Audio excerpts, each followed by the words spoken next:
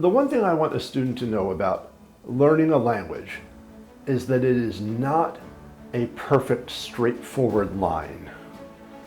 That you need to accept that there are going to be challenges. You're not going to produce perfect English. You're not going to understand everything perfectly. But to accept that that imperfection is part of the learning process. Something I try to emphasize to students is that if you learn something, you might have to learn it 2 or 3 times before it starts really connecting with you. And that's what we're here for, is to help you see it the first time and the second time and the third time. Something I try to emphasize to the students is that language learning is always connected to culture. So part of what you have to do here is not just experience language in the classroom, but you have to use language beyond the classroom. An example I always give is that if we were a classroom full of soccer players and I taught everyone how to play soccer, there's no amount of teaching in a classroom that would make people good soccer players unless they're going out and playing games. You have to take what we teach you and then apply it outside of the classroom.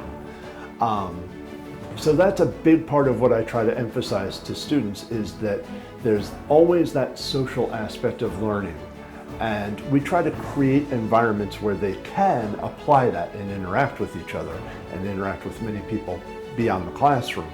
But that needs to be their focus, is not just to do well on an assignment or a quiz, but to really live in English. Language is a social skill. It's not a content knowledge. It's not like math, it's not like engineering, it's not like history. These are things that you can learn fairly well through independent studies sometimes, or through remote learning. But language is a social skill, and the best way to learn it is in social situations. Even something like academic writing is still going to have a social component where you need to be interacting with the people who are reading your writing, who are providing feedback on your writing, who are able to sit with you and talk about your writing. So one of the best things about Philadelphia is that it does provide those socializing opportunities.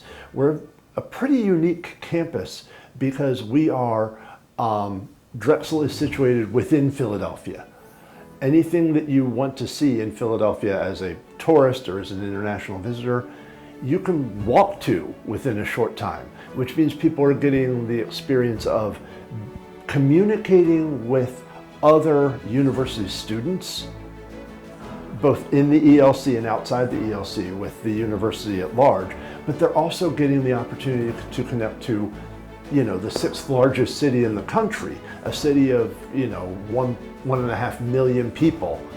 And those opportunities are right here and available for them without a bus ride, without a car ride or anything like that. These are the ways that you can improve English within a place like an urban campus like Drexel.